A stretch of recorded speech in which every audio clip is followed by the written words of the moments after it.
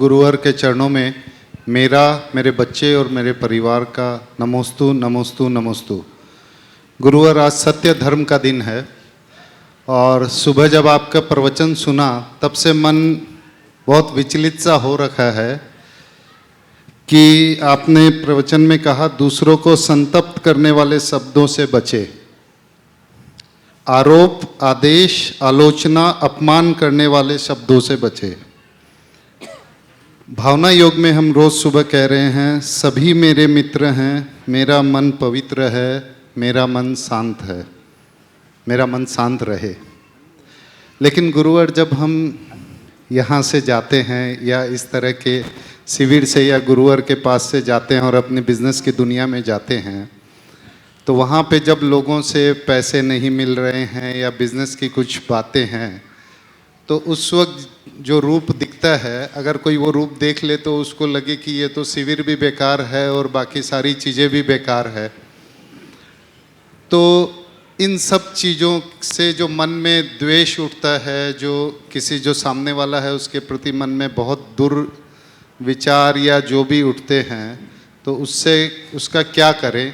और इसी का एक दूसरा हिस्सा है कि जिस व्यक्ति के साथ ऐसा हो रहा है, जो जिससे मैं बात कर रहा हूँ या जो भी बात करते हैं, तो उसके परिवार, उसके बच्चों का, उसकी पत्नी का और इस समाज का क्या दायित्व है।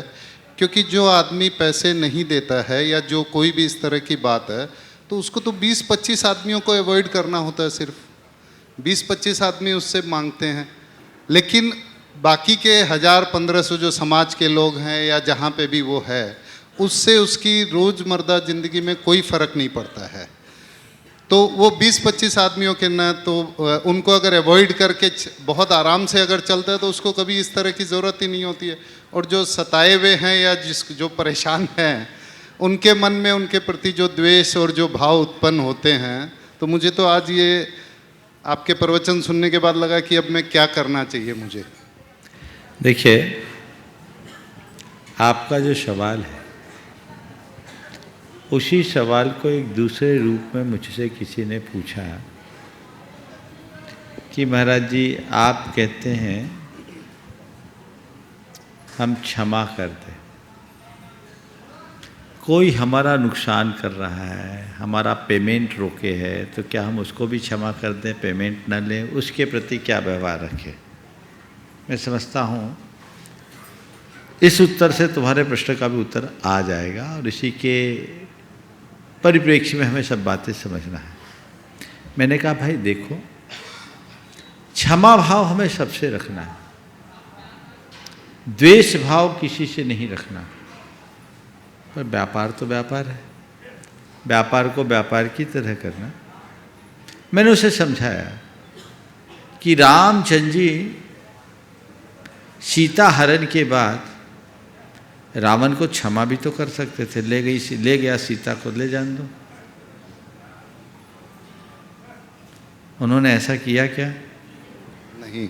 और कदाचित रामचंद्र जी ने ऐसा कर दिया होता तो आज रामचंद्र जी बन पाते? नहीं। तो क्या रामचंद्र जी धर्म नहीं जानते थे? बात को समझो, रामचंद्र जी धर्म नहीं जानते थे। हमारा धर्म तो क्षमा का है, तुम कुछ भी कर लो, हम तो क्षमा करेंगे। ले गई सीता, ले जान दो, दूसरी सीता आ जाएगी। ऐसा तो नहीं किया। ऐसा करते तो अधर्म हो जाता। रामचंद्र जी ने रावण से युद्ध लड़ा, लेकिन युद्ध लड़ते हुए भी मन में वैर नहीं रखा। जो मूल पते की बात कह रहा हूं उसे समझो। युद्ध लड़ते हुए भी वैर नहीं। क्यों? मुझे तुम्हारी लंका से कोई लेना देना नहीं, मुझे तुम्हारे साम्राज्य से कोई लेना देना नहीं, मैं नहीं चाहता कि युद्ध लड़ूं, तुम मेरी सीता लौटा दो। यही बोला ना। तो सीता लौटाने के लिए तुम्हें तो सीता लौटाऊंगा, क्योंकि सवाल एक सीता का नहीं है। यदि मैं चुप रह जाऊं तो एक भी सीता सुरक्षित नहीं बचेगी, मुझे सभी सीताओं के सतीत्व को बचाना। इसलिए इसका तो प्रतिवाद मैं करूंगा और करके रहूंगा। रामचंद्र जी ने अस्त्र उठाया रावण को सबक सिखाया, सीता लौटा दी, उसके बाद लंका का एक तिल भी नहीं लिया, विभीषण को लंका का राज्य सौंप दिया। समझ गए? अब मैं तुम्हारे संदर्भ में आता हूँ। बिजनेस है, कोई पेमेंट रोके, हमने क्षमा किया तो बाबा जी बनना तो कर लो। ऐसा काम नहीं चलेगा। पेमेंट तो आपको पेमेंट की तरह लेना पड़ेगा, लेकिन मेरा अगर कहीं शक्ति है भी, एक व्यापारी के लिए बोल रहा हूं मैं, अपने नहीं बोल रहा हूं, आपकी भाषा बोल रहा हूं, कि अगर कहीं शक्ति है भी तो अपने प्रयोजन तक, बाद में हृदय खुला होना चाहिए। उसमें भी सामने वाले की स्थिति को पहचानना चाहिए। यदि सामने वाला बेईमानी कर रहा है तो उसे बिल्कुल मत छोड़ना, और सामने वाला अगर विपत्ति में फंसा है तो बिल्कुल मत मांगना। हमारा धर्म ये कहता है, बेईमान को माफ मत करना और विपत्तिग्रस्त को कभी परेशान मत करना। हमारा धर्म ये कहता है। तो उदारता भी साथ में होनी चाहिए। और हमारा काम हो गया, अब हम उसको गालियां नहीं देंगे, अरे वो आदमी बड़ा बेईमान है, मेरा पेमेंट 2 साल बाद दिया था, उसको माल मत देना। नहीं भैया, हमारा पेमेंट दे दिया। कोई पूछे तो भैया हमारा काम तो हो गया, अब आप अपना देख लो। न उसकी निंदा करना, ना प्रशंसा। नहीं तो आप लोग क्या रहे, बहुत घटिया आदमी है, सावधान होना, पूरा मार्केट रेपुटेशन बिगाड़ दोगे उसके। ये द्वेष, ये किसी के प्रति नहीं हो। बात व्यवहारिक रूप से समझ रहे हो? बहुत अच्छा सवाल किया। ये आम जनों के साथ होता है। फिर एक और बताऊं, शायद तुम्हें अच्छी नहीं लगेगी। तुम जैसे लोगों का जो धंधा है ना, फाइनेंस का धंधा, ये धंधा अगर मुझसे पूछो तो बहुत अच्छा धंधा नहीं। इस धंधे में आदमी जरूरत के हिसाब से पैसे लेता है और फिर कभी उस पैसे से न पनप पाए तो उससे पैसा वसूलने के लिए सब हथकंडे अपनाने पड़ते हैं। उसमें कुछ लोग तो ऐसे भी होते जो समर्थ होकर नहीं देते हैं, और कुछ लोग ऐसे होते जिनकी नीयत सही है पर नीति गलत होने के कारण दे नहीं पाते। मैं एक सभी लोगों को सलाह दे रहा हूं तुम्हारे माध्यम से, जो लोग फाइनेंस के बिजनेस से जुड़े हैं। ज़्यादातर लोग ओवर एस्टिमेट बिजनेस करते हैं। फाइनेंस की ज़रूरत किसको है? ताकत से बाहर कारोबार करते हैं तो बाजार का पैसा लेते हैं। ओवर एस्टिमेट बिजनेस करने से प्रायः क्या होता है, चल गया तो चल गया, कोई टेक्निकल पेच फंस गई तो सारा रोटेशन रुक गया। अब ब्याज का मीटर तो घूमेगा, अगला देने की स्थिति में नहीं रहेगा। अब उससे वसूलने के लिए तुम्हारा भी जी दुखेगा।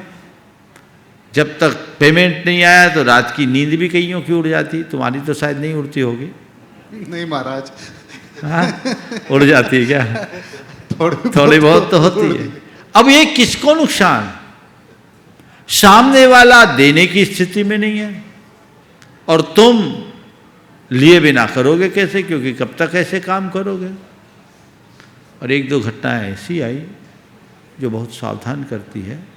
1-2 प्रसंग ऐसे आए जिसमें एक व्यक्ति ने अपने परिवार के साथ स्वयं की आत्महत्या की, परिवार की हत्या करके खुद की हत्या की, और सुसाइड नोट में सारे कारणों में उन लोगों का भी नाम लिख दिया जो उसके लेनदार थे।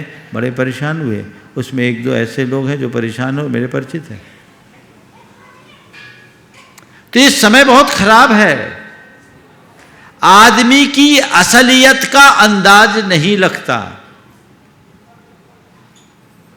और हमारे ग्रंथों में जो बातें कही है, नीति वाक्यामृतम एक ग्रंथ है, उसमें अर्थ नीति में कुछ काम की चीज़ें हैं। मैंने उसमें से निकाला है एक्सट्रैक्ट आप लोगों के लिए, कई बार अपने प्रवचनों में सुनाया, आज फिर बताता हूँ। कर्ज में डूबे आदमी को कभी कर्ज मत देना। वो डूबता हुआ जहाज है, खुद डूबेगा, तुमको भी डुबो देगा। आप लोगों का भी ऐसा अनुभव होगा। आओ भैया ले जाओ, अब दे किसको रहे हो? वो जो ओवरलोडेड है, आने की संभावना छीन है, और आजकल लोग खूब ऐसा कर रहे हैं।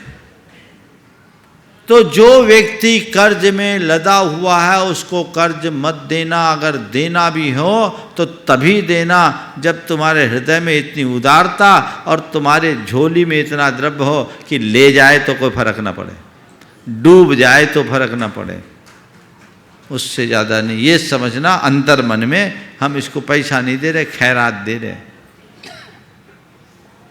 नहीं तो आपका पैसा डूबेगा और आप हैरान परेशान होगे।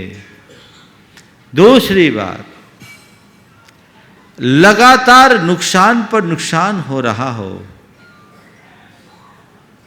ट्रांजैक्शन बंद कर दें। इसका मतलब अभी तुम्हारा दिनमान खराब है, अभी तुम जहां हाथ डालोगे हाथ जलेगा, रुक जाओ, थोड़े दिन समय टालो। प्राय लोग नुकसान होता कवर करने के चक्कर में बड़ा गेम खेलते हैं और खुद कवर हो जाते हैं। और कभी ओवर एस्टिमेट बिजनेस मत करो। ये 3 बातें अर्थ समुद्देश में नीति वाक्यामृतम में लिखी है और बड़े अनुभव की बातें हैं। मैं तो आप सबसे कहता हूँ, आप लोग भी इस पर विचार करो, अपने बच्चों को ये बातें समझाओ कि बेटा जीवन में ऐसा कभी मत करना, तो जीवन में उपलब्धि होगी, अन्यथा ये समस्याएं तो बनी ही रहेगी। ये जो चीज़ें हैं बड़ी दुविधाएं उत्पन्न करने वाली हैं, उनके प्रति हमें सतर्क और सावधान होना चाहिए। अब व्यापार की नीतियां हैं, व्यापार की तरह करना चाहिए। जब आप दफ्तर में बैठोगे तो आपको आदेश भी देना पड़ेगा। हो सकता है कई बार आरोप भी लगाना हो, लेकिन आदेश में भी तीखापन ना हो। आप अपने एक अच्छे प्रशासक की भूमिका को निभाना चाहते हैं तो कोई ज़रूरी नहीं कि आप चीखा चिल्ली ही करें। आप धीरे भी बोल सकते, ये काम करना है, और जब तक वो काम करे नहीं तब तक उसके लिए दूसरे अवसर दो ही मत। जैसा हमारे गुरुदेव करते हैं, एक बार आदेश देते हैं और जब तक उस आदेश का पालन नहीं होता तब तक दूसरा आदेश ही नहीं देते, और वही हम लोगों के लिए बहुत बड़ा पनिशमेंट हो जाता है। तो आप अपने तरीके से अपने प्रशासन को संचालित कर सकते हैं। हल्ला हंगामा करना मात्र प्रशासन की आवश्यकता नहीं है। सख्त प्रशासक बने काम के प्रति, पर जबान में सख्ती रखना कोई जरूरी नहीं है। स्टैंड में सख्त रहो, अपने रुख को स्थिर रखो, वाणी को लचीला बना दो। मैं समझता हूँ इसमें ज़्यादा सफल हूँ।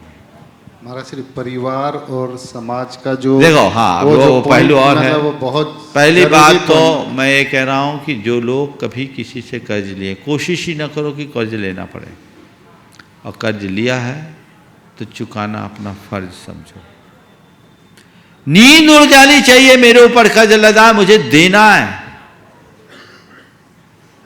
और कभी लेनदार को झूठ ना बोलो, अपनी वास्तविक स्थिति से उसको अवगत करा दे, और ये सुनिश्चित करे कि मेरी पहली प्राथमिकता है, मुझे ये देना है।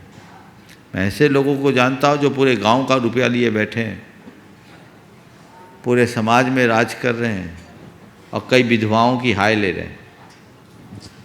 ऐसे लोग जिनने अपनी जमा पूंजी उनको दे दी, जमा पूंजी दे दी, ये घोर नीच कर्म है। वे सब नरकों की तैयारी कर रहे हैं। पर द्रव्य हरण को नरकायु के बंध का कारण बताया, वे भावी दुर्गति के पात्र बनेंगे। इसलिए इस पर बहुत गंभीरता से विचार होना चाहिए। नमस्ते महाराज।